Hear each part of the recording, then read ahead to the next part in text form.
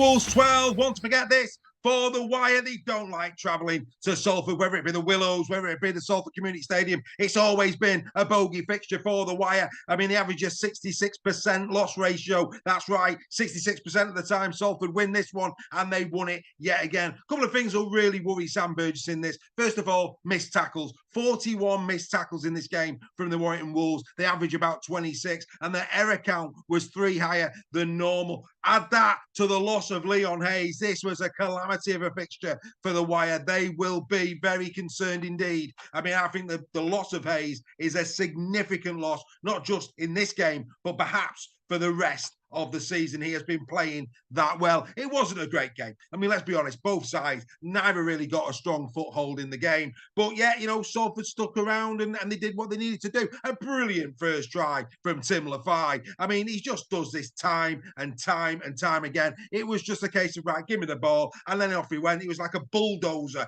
flying through every single Warrington man that came his way. I think it was about 4 break tackles in that one moment alone. Simply superb from Tim Lafai. And then, of course, Warrington bounced back. Jimmy Harrison, again, we've got to give Jim Harrison a lot of credit, James Harrison. He's been having a great season. Another try from him. He really is playing possibly the season of his life. He's been fantastic for the Warrington Wolves, hasn't he?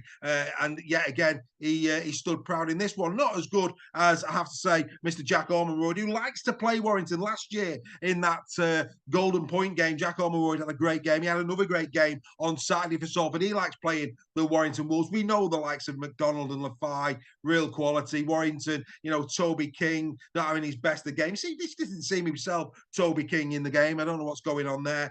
Stefan Ratchford, of course, back in for Connor Enchen. And like I say, even though Matty Russell tried his best on the wing to punch 146 metres out of his goal line, bottom line is the Warrington three quarters that have been on fire this year, it just wasn't there because of the changes in personnel. I thought that yet again Ryan Briley had good moments in the game for the Salford Red Devils.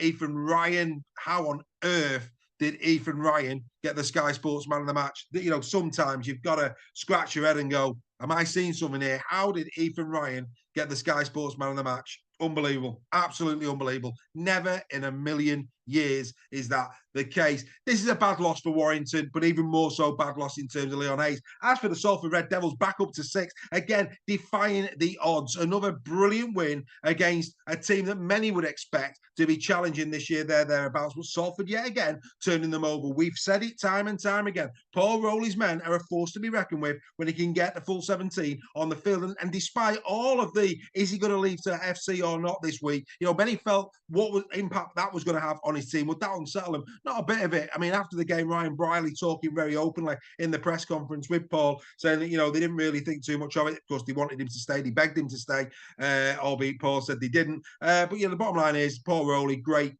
coach. And Ryan Briley said, you know, it's only right and it's only fitting that when big jobs become available, that Paul's name is in the frame, because at the end of the day, he has done a tremendous job, hasn't he, at the Salford Red Devils. And this is just another great win in a series of wins now for Salford. I mean, nobody gave them a prayer. I mean, I had them at 10. Everybody had them lower down the lead, and there's still a long way to go. We're only a third of the way through the season. But thus far, Salford Red Devils have really impressed. They are punching once again above their weight. Of course, the spectre is there, isn't it? Last year, just missing out on the final day of the season for that top 6 place. Do we think that that'll be the case again this time around? Well, we're going to have to wait and see. But like I say, plenty to be happy about if you're a Salford Red Devil. I think Partington at loose forward, yet again, both sides of the ball, 130 metres carried, 27 tackles in D.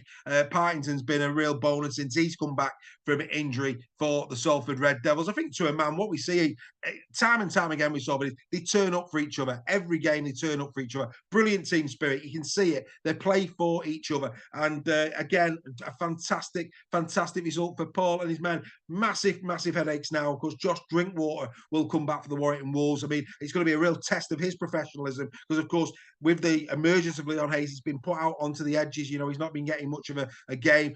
possibly move to possible move to Hull FC last week. Of course, they rejected that. That seems to be a really good decision now, doesn't it? But with Drinkwater knowing that he's got one foot out the door, this is now a real test for Josh Drinkwater in terms of his professionalism, because there's no doubt he is back in the side, and Warrington can ill afford now really to lose any more halfbacks. I know they've got the likes of Ratford, maybe Dufty that can come up into the halves, but yeah, Warrington will be really disappointed to lose Leon Hayes. We wish him nothing but the best. Well, this is all about Salford Red Devils. Fantastic win from the Red Devils. Another win in a run of wins. And now, of course, it's 6 against 7 in round number 10 as Huddersfield Giants welcome Salford. That should be a good game. We will review that in full Wednesday. Change your time. Wednesday, 8 p.m. for Super League Royal Weekly this week. Don't miss that one. Right, who are we giving the 3-2-1 to? Well, it's not surprising. It's not even Ryan. He's not even in the top 3. Again, what on earth? Unbelievable. I think he...